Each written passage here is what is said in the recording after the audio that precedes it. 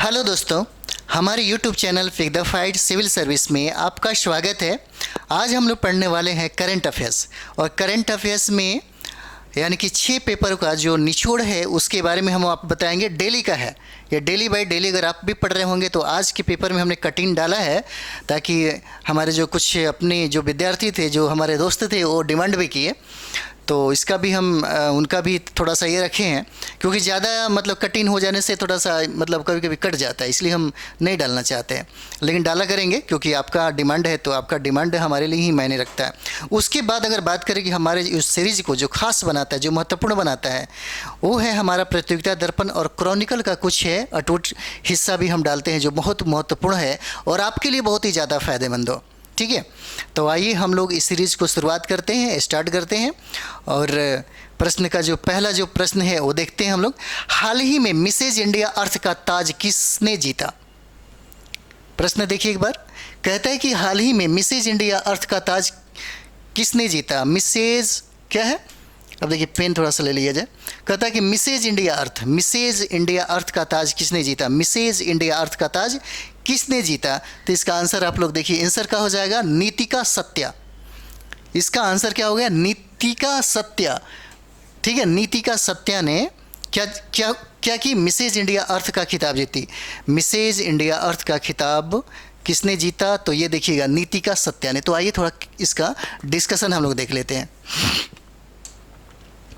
देखिए सबसे पहले ये देखिएगा, आज के पेपर आप पढ़े होंगे तो इसमें लिखा हुआ है। ठीक है, देखिए कहता है कि मिसेज इंडिया अर्थ का ताज पटना की नीतिका सत्या के सिर पर रहा। ये पटना की रहने वाली है, पटना की। ठीक है, कहाँ की है? तो देख लीजिए, ये है पटना की। ठीक है, पटना की है। और एक चीज़ देखिए, जीता। और मिसेज इंडिया INS की सीजन 4 देशों के 3000 महिलाओं ने भाग लिए। इसका और भी डिस्कशन हम लोग देख लेते हैं। ठीक है, आप लोग देख लीजिएगा, और भी डिस्कशन हम लोग देखते हैं। देखिए कहता है कि श्रीलंका में हुई ग्रैंड फिनाले में बिहार का प्रतिनिधित्व नीतिका सत्या ने किया। ठीक है, नीतिका सत्या ने किया। और ये कहाँ की रहने वाली है? तो पटना की रहने वाली है। कहाँ की रहने वाली है? तो देखिए ये पटना की रहने वाली है। अगला देखते हैं कि इस सीजन में 4 देश की 3000 महिलाओं ने क्या किया था? भाग लिया था। कितनी महिलाओं ने? 3000 महिलाओं ने भाग लिया था। ठीक, अगला हम देखते हैं, जिसमें से 70 प्रतिभागियों का चयन हुआ था। जिसमें से 70 प्रतिभागियों का चयन हुआ, जिसमें पटना के रहने वाले जो सत्या हैं, इनका क्या हुआ? इसमें चयन हुआ। और सबसे बड़ी बात देखिएगा, एक और हम लोग यहाँ पे क्वेश्चन देखते हैं। मिसेस बिहार, देखिएगा मिसेस बिहार 2023 किसने जीता? अगर मिसेस बिहार 2023 की बात कर दिया जाए तो यहाँ पे देखिएगा ये क्या हो जाता है? मिसेस बिहार डॉक्टर रोहिणी को। और ये कहाँ की रहने वाली है? तो सहरसा की रहने वाली है, जो पटना यूनिवर्सिटी की क्या है? प्रोफेसर है। ठीक है, ये पटना यूनिवर्सिटी के अभी प्रोफेसर हैं। और देखिए क्या कहता है, मिसेज बिहार 2023 इसने जीता। और इनका जो घर है, इनका जो मतलब गांव है, वो है सहरसा। और ये पटना यूनिवर्सिटी के क्या है? वो प्रोफेसर है। ठीक है, चलिए अगला हम लोग देखते हैं। 71वीं मिस यूनिवर्स 2023 किसने जीता? 71वीं मिस यूनिवर्स किसने जीता? तो 71वीं मिस यूनिवर्स की बात कर रही है तो आर बोनी ग्रेबियल नाम है इनका, आर बोनी ग्रेबियल। और ये कहाँ की रहने वाली हैं? तो अमेरिका की रहने वाली हैं। 2023 में इन्होंने क्या जीता था? 71वीं, पूछा जा सकता है 71वीं मिस यूनिवर्स जो 2023 में हुआ, किसने जीता? देखिए हमारे भारत में अगर मिस वर्ल्ड की बात कर दी जाए, जो प्रथम मिस वर्ल्ड हो गया, फिर मिस यूनिवर्स जी हो गया, तो मिस यूनिवर्स ये सुष्मिता सेन और पहला। और बात करें मिस वर्ल्ड का तो ये हो जाएंगे रीता फारिया। ठीक है, रीता फारिया। चलिए हम लोग देखते हैं 71वीं मिस यूनिवर्स कौन थी? आर बोनी ग्रेबियल, जो रहने वाली कहाँ की हैं? अमेरिका की हैं। ठीक है, अगला हम लोग देखते हैं। कहते हैं मिसेज वर्ल्ड 2022-23 कौन जीता? मिसेज वर्ल्ड 2022-23 किसने जीता? तो देखिए सरगम कौशल ने। सरगम कौशल, क्या नाम रहता है? सरगम कौशल। ये कहाँ के रहने वाले? तो जम्मू कश्मीर के। ठीक है, बहुत इंपॉर्टेंट हम पाठ करा रहे हैं।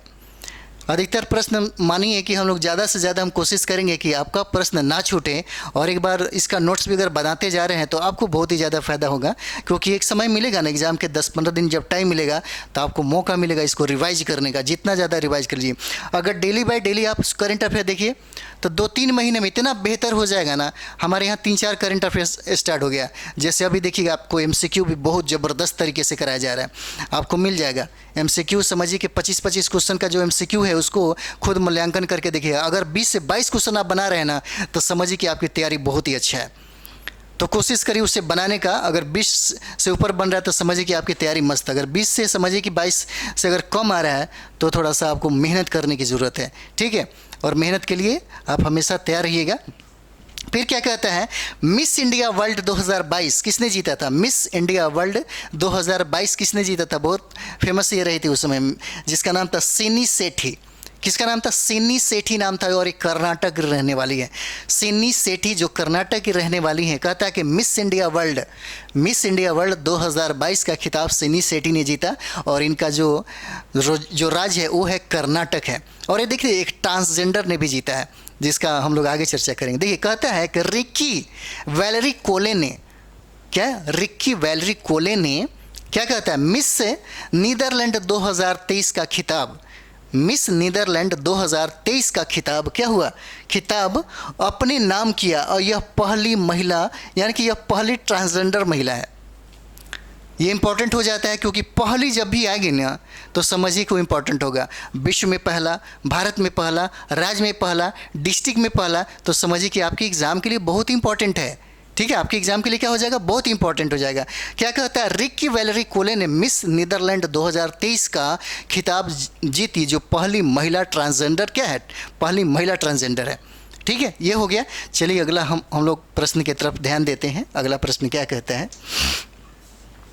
दूसरा क्वेश्चन देखिएगा। दूसरा क्वेश्चन क्या कहता है, कहते हैं कि बिहार में केंद्रीय जीएसटी संग्रह 2022-23 में कितना प्रतिशत का वृद्धि हुआ, ठीक है, कितना प्रतिशत का वृद्धि हुआ। तो देखिए कभी कभी फैक्ट डाटा जरूर याद रखिएगा। जब इकोनॉमिक्स हम पढ़ते हैं ना, तो इकोनॉमिक्स में डाटा बेस्ड ही बहुत सारे सवाल पूछे जाते हैं।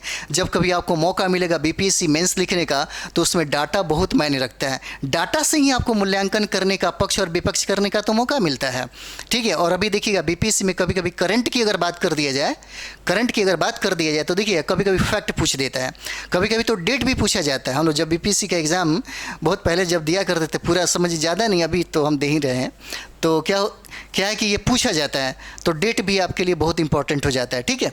तो क्या कहता है, बिहार में केंद्रीय जीएसटी संग्रह जो 2022-23 में कितना प्रतिशत की वृद्धि हुआ, कितना प्रतिशत की वृद्धि हुआ है। तो कितना प्रतिशत की वृद्धि हुआ है आपके सामने क्या है, ऑप्शन दिया हुआ, तो क्या हो जाएगा, 19.50% की वृद्धि हुआ। कितना, 19.50% की वृद्धि हो जाएगा। यह आंसर आपका क्या हो जाएगा, बी हो जाएगा, ठीक है। चलिए इसका डिस्कशन हम लोग कर लेते हैं, क्योंकि डिस्कशन बहुत ही मायने रखता है, क्योंकि हम लोगों ने बड़ा मेहनत करके इसको हम लेके आते हैं। क्या कहता है कि वित्तीय वर्ष 2021-22 के 18,289 करोड़ रुपए राजस्व क्या हुआ, संग्रह हुआ था। क्या हुआ था, राजस्व का संग्रह हुआ था। कितना, तो देख लीजिए कितना कहता है, 18,289 करोड़ रुपए का क्या हुआ, संग्रह हुआ। नेक्स्ट हम लोग देखते हैं कि जबकि 2022-23 के दौरान इसमें 19.50% की क्या हुआ, बढ़ोतरी हुआ। 19.50% की क्या हुआ, बढ़ोतरी हुआ है, ठीक है। अब देखिए क्या कहता है, 21,200 करोड़ रुपए टैक्स का संग्रह किया गया। अब पूछा जा सकता है कि टैक्स का संग्रह कितना हुआ, तो देखिएगा 21,200 करोड़ का संग्रह किया गया। और जब वहाँ पे बात कर दिया जाए कि कितना प्रतिशत की वृद्धि हुआ, तो 19.50% की वृद्धि हो गया, ठीक है। 19.50% की वृद्धि हो गया। अब देखिए संग्रह किया गया, जो निर्धारित लक्ष्य 20,000 करोड़ से भी क्या है, अधिक है।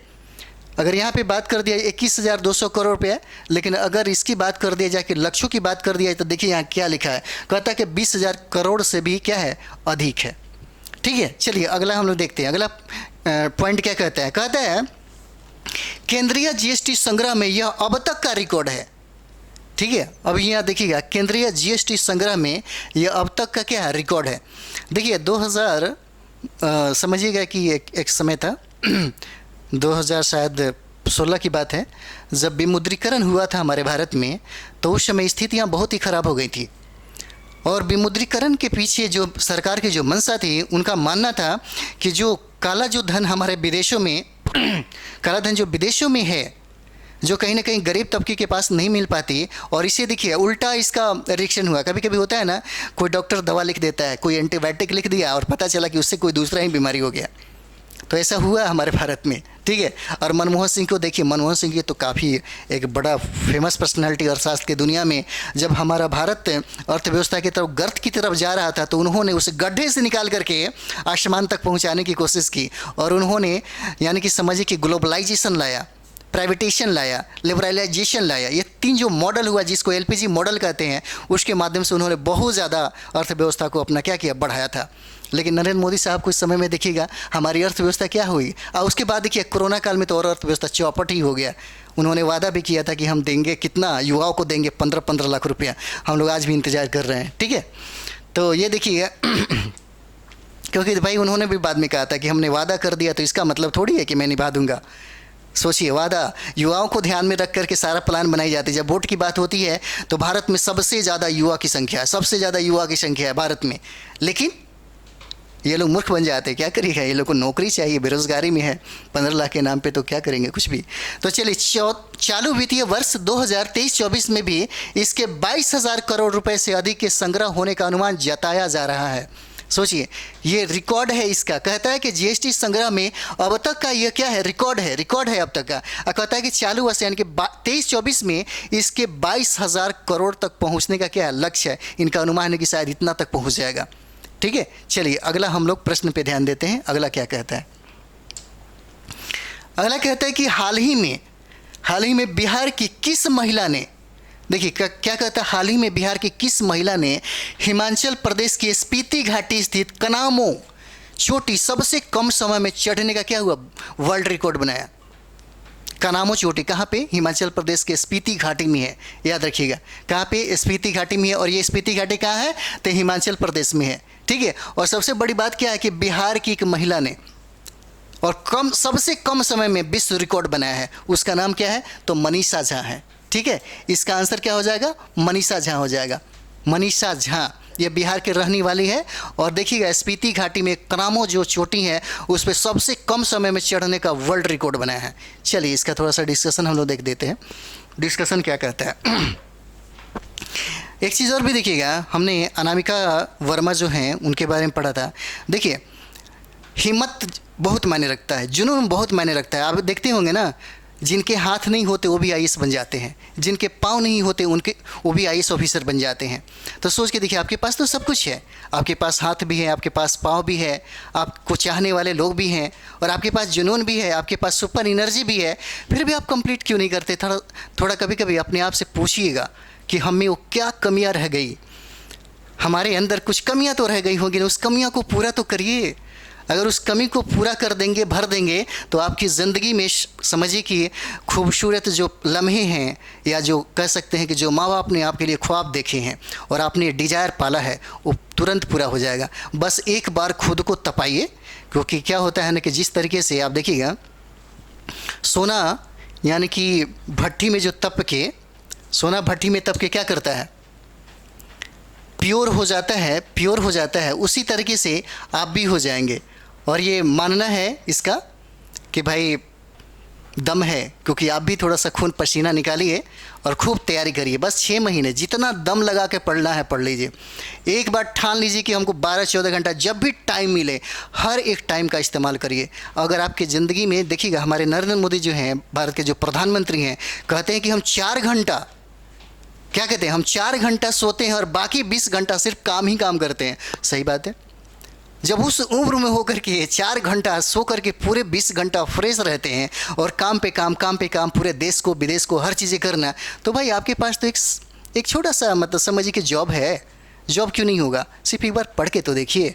एक बार पढ़ लीजिएगा, सिर्फ ठान लीजिएगा ना कि कोई समय ना बीते। एक चीज़ और भी बताना चाह रहे हैं, जैसे होता है ना कि बहुत ज़्यादा आदमी करता है। देखिए जो लोग समय बर्बाद करते हैं ना, जैसे आप समय बर्बाद मत करिए, मेरा यही मानना है। अगर आप कंपटीशन की तैयारी कर रहे हैं तो 2 से 3 साल बहुत ज़्यादा हो गया। अगर 2 से 3 साल समय लग रहा है तो सोचिए कि आपके साथ सबसे बड़ा मतलब प्रॉब्लम खड़ा होने वाला है। इसका मतलब कहीं ना कहीं आपने समय का वैल्यू नहीं समझा। आपकी ज़िंदगी में जो कीमत जो समय का था उसे आपने अपनाया नहीं, उसे अपने दिल से नहीं लिया, उसका इस्तेमाल करना आपने नहीं सीखा, या कहीं ना कहीं आप अपने दोस्तों में, या हो सकता है कुछ कहीं और एक्टिविटीज़ हो उसमें आपने बर्बाद कर दिया हो। ज़रा सोच के देखिए, हमारे भारत में एक पर्सनालिटी है जिनका नाम है BR अम्बेडकर। उनके बारे में लोग कहते हैं कि 35,000 से कहीं ज़्यादा किताबों का अध्ययन किया था, और उतना अध्ययन तो कार्ल मार्क्स भी नहीं कर पाए थे। सोचिए वो बंदा मतलब कैसे टाइम निकालता होगा पढ़ने के लिए। अरे भाई, आपके पास 6 महीने तो पढ़ना है, 6 महीना पढ़ लीजिए। कहा जाता है कि दुनिया में अगर आप अपने दिमाग का 10% भी इस्तेमाल करते हैं तो कोई भी चीज़ हासिल करने की क्षमता, कैपेसिटी आप रखते हैं, लेकिन क्यों नहीं हो पाता है। अगर कोई आदमी 10 घंटा समय किसी चीज़ पे दे दे तो सोच लीजिए वो उस विषय का विशेषज्ञ हो जाता है। कोशिश करिए, कुछ भी हो सकता है। ठीक है, चलिए। तो ये क्या था, मनीषा झा नाम था। थोड़ा सा हम इनका मतलब समझिए कि इंट्रोडक्शन या ये कहे तो डिस्कशन देख लेते हैं क्योंकि ये सारा देखिए ये सब प्रश्न जानते इंपॉर्टेंट हो जाता है। चलिए, कहता है मनीषा झा ने 19,729 फीट ऊंची चोटी पर मात्र 11 घंटे 30 मिनट में चढ़कर क्या बनाई थी, वर्ल्ड रिकॉर्ड बनाई थी। ठीक है, ये देखिए चोटी की ऊंचाई कितना था यहाँ पे 19,723 क्या था फीट ऊंची चोटी, और कितना घंटों में बनाई थी, 11.5 घंटों में। 11 घंटा 30 मिनट में इन्होंने चढ़ करके क्या बनाया, विश्व रिकॉर्ड बनाया। ठीक है, रिकॉर्ड बनाएगा। Icon ambassador book of record संस्था ने मनीषा झा को सबसे कम समय में इस चोटी पर चढ़ने का विश्व रिकॉर्ड का प्रमाण पत्र दिया है। ठीक है, विश्व रिकॉर्ड का प्रमाण पत्र इसको मिला, किसको, मनीषा झा को। और कहाँ के रहने वाली है, बिहार की रहने वाली है। और देखिए स्पीति घाटी में जो आपने जिस चोटी की बात किया था वो स्पीति घाटी में हिमाचल प्रदेश में है। ठीक है, चलिए आगे हम लोग इसका देखते हैं। कहता है कि मई 2023 में फ्रांस के सर्वोच्च नागरिक पुरस्कार सेहेविलियर डे ला लीजन डी होनोरस से, ठीक है, होनोरू ये ऑनर है, एन चंद्रशेखरन को क्या हुआ, मिला है। अब इस थोड़ा सा क्लियर कर लीजिए, क्या कहता है, ये फ्रांस का सर्वोच्च क्या सम्मान है जिसका नाम क्या है, नागरिक सम्मान सेहेविलियर डे ला लीजन डी। ठीक है, और ये थे हॉनूर है, एन चंद्रशेखरन को क्या मिला, ये आपको प्राइज मिला, और ये फ्रांस का सर्वोच्च सम्मान है। ठीक है, फ्रांस का क्या है, सर्वोच्च सम्मान है। चलिए आगे हम लोग थोड़ा सा देख लेते हैं। ओह माय गॉड, क्या हुआ। चलिए अगला हम लोग देखते हैं, थोड़ा सा उसका कट गया है। कहता है कि हाल ही में किस राज्य के थुथुकुडी जिले की आथुरपन के पत्तों का जीआई टैग मिला है। ठीक है, जीआई टैग मिला है, तो ये क्या हो जाएगा, चौथा का क्या हो जाएगा, तो चौथा का क्या हो जाएगा, तमिलनाडु हो जाएगा। कहता है कि हाल में किस राज्य के थुथुकुडी जिले की आथुरपन के पत्तों का जीआई टैग मिला है, तो ये आंसर आपका हो जाएगा तमिलनाडु हो जाएगा। ठीक है, तमिलनाडु हो जाएगा। आइए हम लोग क्या करते हैं, थोड़ा डिस्कशन इसका देखते हैं। देखिए बिहार का जो जीआई टैग है इससे पक्का प्रश्न रहेगा, इसलिए मैंने सोचा कि बिहार का टोटल जो जीआई टैग है आपके सामने परोस दिया जाए। इसको ज़रूर आप नोट्स में देख लीजिएगा या बना भी लीजिएगा, चाहे तो बार बार इसको एक बार रिवाइज भी कर लीजिएगा। कहता है बिहार का जीआई टैग में क्या है, सुजनी कढ़ाई, यह हस्तकला है। और सिलाव खाजा बहुत ही फेमस है, नालंदा में आप जाइएगा तो आपको मिलेगा, ये खाद्य पदार्थ हो गया। और शाही लीची की बात कर दिया जाए तो शाही लीची हमारा ब्रिटेन, अमेरिका और बहुत सारे फ्रांस वगैरह यूरोप में भी जाता है। ठीक है, शाही लीची आपको मुजफ्फरपुर में मिलेगा, और ये कृषि संबंधित है। बात करें कतरनी चावल का, तो कतरनी चावल भी है, कतरनी चावल ये भी कृषि से ही है। अगर भागलपुर के आप लोग हैं या भागलपुर कहीं जाना चाहते हैं तो वहाँ एक फेमस है जर्दालू आम, और जर्दालू आम भी हमारे समझिए कि जो राष्ट्रपति हैं, प्रधानमंत्री हैं, उनके लिए स्पेशली यहाँ से जाता है, और बहुत ही ज़्यादा इसका मतलब समझिए कि वैल्यू है। ये जर्दालू आम हो जाएगा। ठीक है, और ये भागलपुर में आपको मिल जाएगा, भागलपुर में आपको क्या हो जाएगा, मिल जाएगा। मगही पान देखिए, मगही पान भी है, जीआई टैग मगही पान को भी दिया गया है। खाई के मगहिया पान, ये गाना सुने होंगे, बहुत कमाल का, अमिताभ बच्चन खूब ये करते हैं, खाई के मगहिया पान, और ये चीज़ है।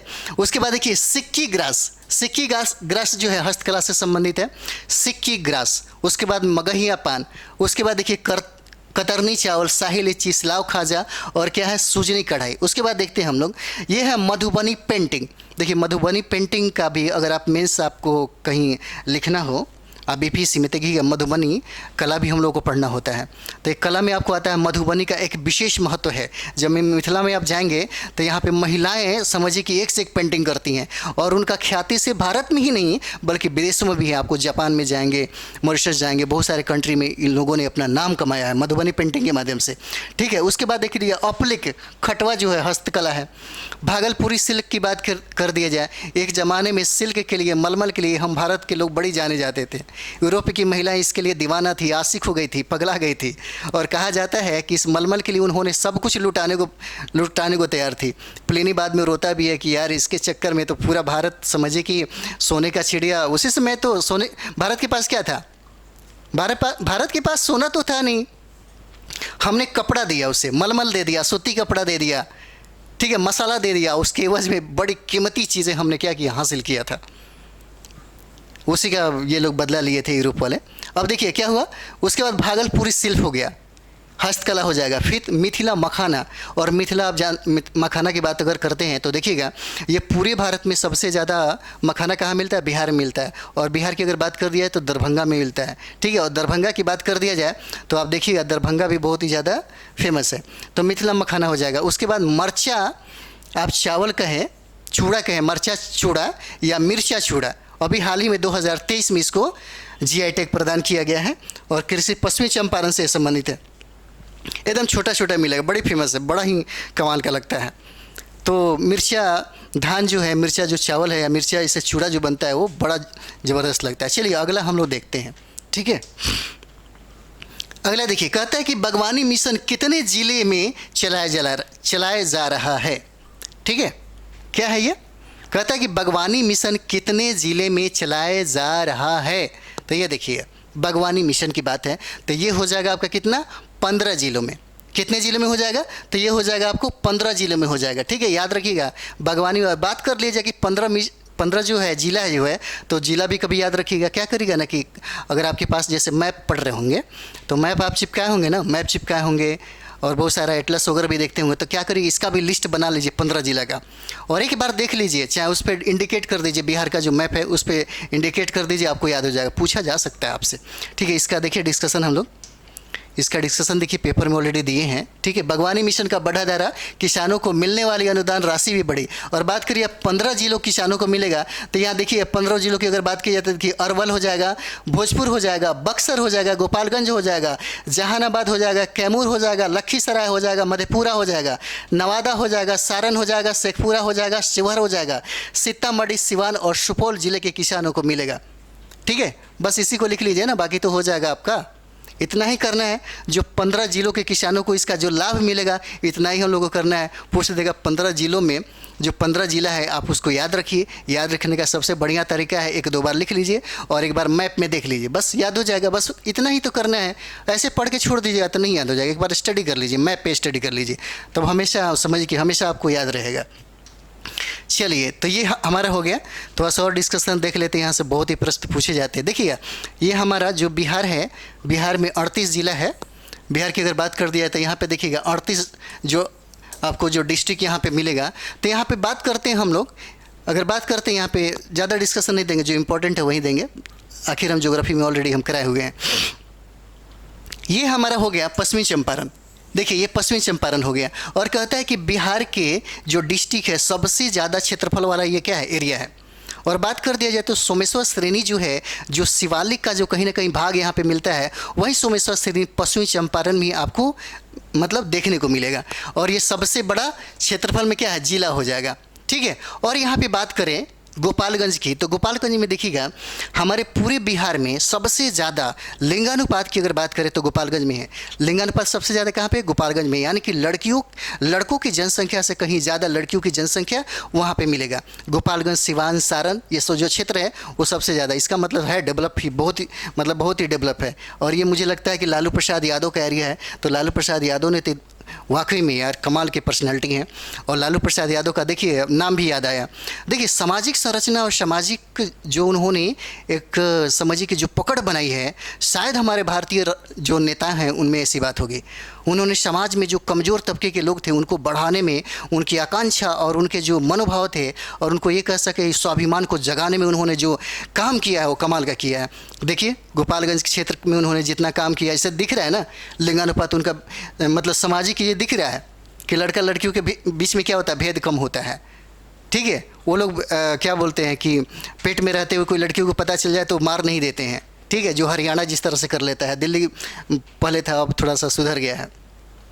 तो सर्वाधिक लिंगानुपात जो है कहाँ दिखेगा? गोपालगंज में दिखेगा सर्वाधिक लिंगानुपात। और सबसे कम दशकीय वृद्धि की बात कर दी जाए, जो सबसे यानी कि 10 साल में सबसे कम वृद्धि कहाँ पे हुआ, तो सबसे कम की बात अगर कर दी जाए तो गोपालगंज, और सबसे ज़्यादा की अगर बात कर दी जाए तो कहाँ हो गया? मधेपुरा हो जाएगा। ठीक है, वहाँ भी चल मधेपुरा हो जाएगा। अब देखिए यहाँ पे हम लोग देखते हैं, ये हमारा है पटना।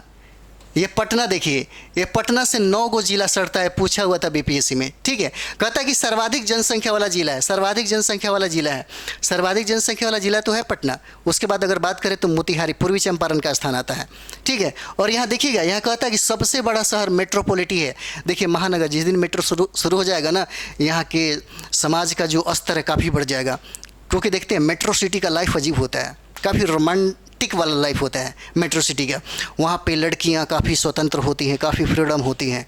जैसे आप देखिएगा, अगर बात करें यूरोप का, अगर बात करें आप दिल्ली की बात कर लीजिए, तो जहाँ जहाँ आप देखिएगा, जहाँ मेट्रो सिटी जो एरिया बोला जाता है, उसमें काफ़ी डेवलप चीज़ें और काफ़ी मतलब समझिए कि सरकार उसके लिए काम करती है। यानी कि वहाँ पे सारी सुविधाएँ उनके लिए क्या करती है? उपलब्ध कराया जाता है। ठीक है, ऐसे ही मेट्रो सिटी नहीं बन जाता। ठीक है, तो ये देखिए सबसे बड़ा मेट्रोपॉलिटन जो महानगर है ये पटना हो जाएगा। अगर बात करें यहाँ कैमूर की, तो कैमूर यहाँ पे देखिए, ये कैमूर, और कैमूर के बारे में कहा जाता है कि सर्वाधिक जो वन है और वन की प्रतिशत की भी अगर बात कर दिया जाए तो सबसे ज़्यादा कहाँ हुआ? कैमूर में हो जाएगा, कैमूर में। ठीक है, और कैमूर देखिए, ये जो कैमूर है ना, ये उत्तर प्रदेश से क्या करता है? सटता है। और ये देखिए कहता है कि न्यूनतम जनघनत्व वाला जिला यही है। ठीक है, और सर्वाधिक जनघनत्व वाला की अगर बात कर दिया जाए तो क्या हो जाएगा? शिवहर हो जाएगा। ठीक है, और सबसे कम जनघनत्व वाला क्या है? 488 है। कौन है? कैमूर हो जाएगा। चलिए उसके बाद हम रोहतास के बारे में बात करते हैं। देखिए कैमूर और रोहतास जो है ना, विंध्य क्षेत्र का पठारी है। यहाँ पे चूना पत्थर ये सब चीज़ें मिलता है, और यही वजह है कि यहाँ पे एक उद्योग डेवलप हुआ जिसका नाम क्या है? सीमेंट उद्योग के नाम से पूछा जाता है। तो आइए यहाँ पे देखते हैं, रोहतास है, कहता है कि सर्वाधिक महिला साक्षरता, सर्वाधिक दर वाला यहीं पे है। अब रोहतास में देखिएगा पुरुष, यानी कि यहाँ पे देखिए सर्वाधिक महिला साक्षरता मिलेगा और सर्वाधिक पुरुष साक्षरता मिलेगा। ठीक है, और देखिए एक समय में पटना का स्थान था, लेकिन देखिए पटना वाले क्या करते हैं? पढ़ाई लिखाई छोड़ करके ये इधर उधर में टाइम ज़्यादा बर्बाद करते हैं, जिसकी वजह से होता है। तो सर्वाधिक साक्षरता कहाँ पे मिलेगा? रोहतास में मिलेगा। और बात करें तो रोहतास में चावल का उत्पादन भी सबसे ज़्यादा होता है। ठीक है, तो यही हो गया। उसके बाद यहाँ पे देखिए ये है औरंगाबाद, और औरंगाबाद में बिहार का एक ऐसा ज़िला है जहाँ पे कोयला की प्राप्ति होती है। ठीक है, अब यहाँ पे देखिए, और ये जो गया है, अगर यहाँ पे बात करते हैं रब्बर डैम का, जो बहुत ही विश्व प्रसिद्ध हो रहा है, यहाँ पे मिला है।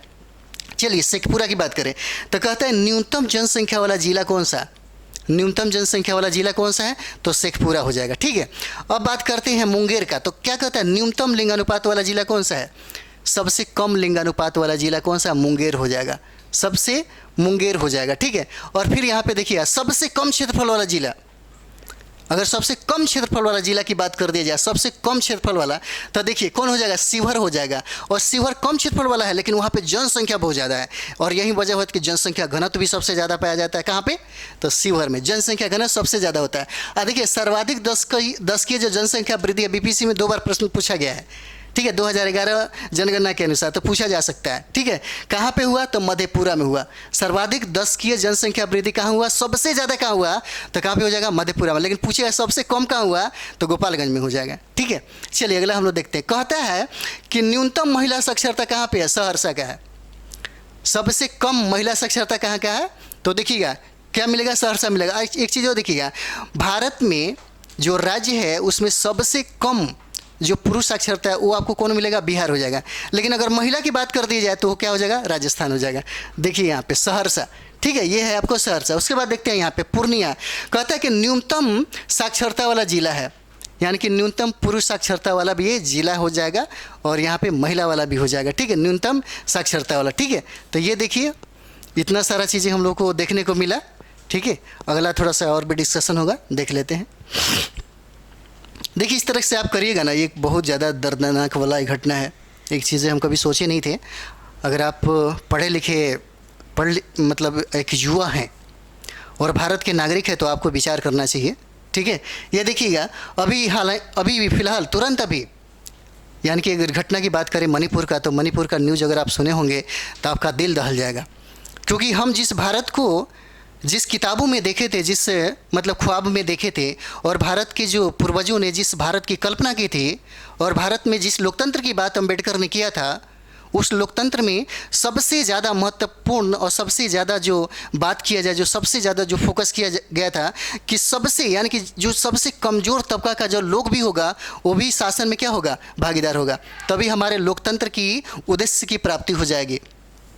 और देखिए हम भारत को बड़ी ही सुंदर तरीके से दिखाते हैं। हमारे भारत के प्रधानमंत्री अन्य देशों में जाते हैं, बाद में जाएंगे और कहेंगे कि हमारा देश ऐसा है, तो तुरंत दूसरे देश वाला कह देगा पहले अपने भारत में जाके सुधारिए। महिलाओं को नंगा करके लोग घुमाते हैं। सोचिए कैसा मानसिकता है, यही मानसिकता है। और सबसे बड़ी बात है कि वहीं पे जहाँ पे भारतीय जनता पार्टी का क्या है, वो मतलब समझिए कि सरकार है। और ऑलरेडी उनसे, उनके मुख्यमंत्री से पूछा गया, डिबेट आप लोग देखिएगा, मुख्यमंत्री से पूछा गया तो बोलता है कि ऐसे तो घटना हमारे यहाँ सैकड़ों होता है, सोच के देखिएगा। और डिबेट आज हम देख रहे थे, वो अंजना ओम कश्यप के शायद वो करवा रही थी, और एक चीज़ हमको देखा, और कमाल की वो भी पत्रकार है यार, मुझे समझ में नहीं आता। और देखिए इस कितना मतलब सीरियस मुद्दा था, और जितने भी नेता लोग थे हंसी मजाक में इसको ले रहे थे। और भारतीय जनता पार्टी में पता नहीं सुधांशु त्रिवेदी शायद है, वो बोल रहा था कि कांग्रेस के समय में देखिए 2001 से लेकर 2013 तक कितनी घटनाएं घटी है, बताइए। सवाल पूछा जा रहा है उससे, और ये अंजना ओम कश्यप तो सवाल पूछ ही नहीं सकती हैं, उसको छुपा भी नहीं सकती, बोल भी नहीं सकती भाई जो मुद्दा है उस पर बात करो, क्योंकि हो सकता है कि उनकी सरकार बैन करवा दे, तो पता चलेगा जो लिपस्टिक लगाती है वो भी लिपस्टिक लगाने के लिए पैसे नहीं मिल पाएगा, बड़ा मुश्किल हो जाएगा। ठीक है, चलिए अगला हम लोग देखते हैं। तो ये घटना हुआ, ये बहुत ही दर्दनाक है हमारे भारत के लिए, और भारत की महिलाओं की स्थिति सोच सकते हैं, ये बिल्कुल राम राज वाली जो बात होती है वैसे ही स्थिति आ गया है। राम के राज्य में महिलाओं की स्थिति बहुत ही ख़राब थी, अपने वाइफ के साथ उन्होंने ऐसा किया था, लिखा हुआ भाई, हम अपने संदर्भ नहीं दे रहे हैं, उसमें लिखा हुआ है, और रामायण में आप पढ़िएगा तो दिखेगा। चलिए आगे हम लोग देखते हैं। इतिहास पढ़िएगा तो इतिहास से चीज़ें समझिए कि सौतेलापन व्यवहार नहीं करना चाहिए। ठीक है, और ये देखिए मणिपुर में दरिंदगी पर देश शर्मसार है, सोच के देखिए, बड़ा दुख होता है जब ऐसा न्यूज़ आपको मिलता है। भारत में सबसे ज़्यादा, दुनिया में सबसे ज़्यादा रेप पता है कहाँ होता है, भारत में होता है। और भारत में अगर सबसे ज़्यादा रेप की बात कर दी जाए किस राज्य में होता है, तो सोचिए राजस्थान में होता है। और राजस्थान में वो राजा महाराजाओं का एक राज्य था, राजपूत काल। अगर आप पढ़ेंगे ना तो लगेगा कि बड़े बड़े वहाँ पे राजा महाराजाओं ने अपने इतिहास में नाम दर्ज किया, स्वर्ण अक्षरों में नाम दर्ज किया है। और ऐसे राजा महाराजा समझिए कि मुस्लिम जो आक्रमणकारी थे, तो उन्होंने क्या किया था, वो घुटने टेक दिए थे। और वो व्यवस्था कहीं ना कहीं हमें यहाँ पे देखने को मिला। हालांकि एक चीज़ और भी देखते हैं, हमारे सुप्रीम कोर्ट ने भी इसको बहुत ही सीरियस लिया है। यहाँ की बहुत सारा सिचुएशन यहाँ पे पैदा हो गया, और इनको भाई कम से कम राजनीति छोड़ करके इस पर कार्रवाई करना बहुत ज़रूरी है, क्योंकि कम से कम ये व्यवस्था सुधरे। और ये मणिपुर की घटना है, आज भी देखिएगा तो सोशल मीडिया ने बहुत कमाल किया है, क्योंकि सोशल मीडिया ही कम से कम एक्टिव है, ताकि सरकार का ध्यान यहाँ जा रहा है बहुत सारी चीज़ों पे। बाकी तो बहुत सारे मीडिया हैं जो कम से कम ये करते हैं। तो हमारा सेशन, तो ये चीज़ देखिएगा। एक चीज़ और भी देखते हैं, अगर मुख्य न्यायाधीश की बात करें यहाँ पे, तो देखिए कहते हैं यह न सिर्फ चिंताजनक है बल्कि आत्मा को झकझोर देने वाला है। वीडियो देखकर हम व्यथित हैं, किसी भी लोकतंत्र में इस तरह की घटनाओं को बर्दाश्त नहीं किया जाएगा। सोचिए, ये जो मुख्य न्यायाधीश है जिनका नाम है DY चंद्रचूड़, उन्होंने ये बात कहा है, और बोला है कि और प्रधानमंत्री सबसे ज़्यादा दुखी हैं इसको लेकर के। तो ये हमारा ये सेशन है यहीं पे समाप्त होता है। हमारा सेशन ज़रूर आपके लिए बहुत ही हेल्पफुल होगा, बहुत ही ज़्यादा मददगार साबित होगा। और इस मददगार में अगर हम कहें तो थोड़ा सा इसका आप भी ये हेल्प कर लीजिए, क्योंकि जितने भी लोग हैं आपके जो चाहने वाले हैं, आपके जो दोस्त हैं, आपके जो सगा संबंधी के जो लोग हैं जो कंपटीशन की तैयारी कर रहे हैं, उनको ज़रूर शेयर करिए, ताकि आपके साथ साथ और लोगों का भी भला हो जाए। Thank you very much.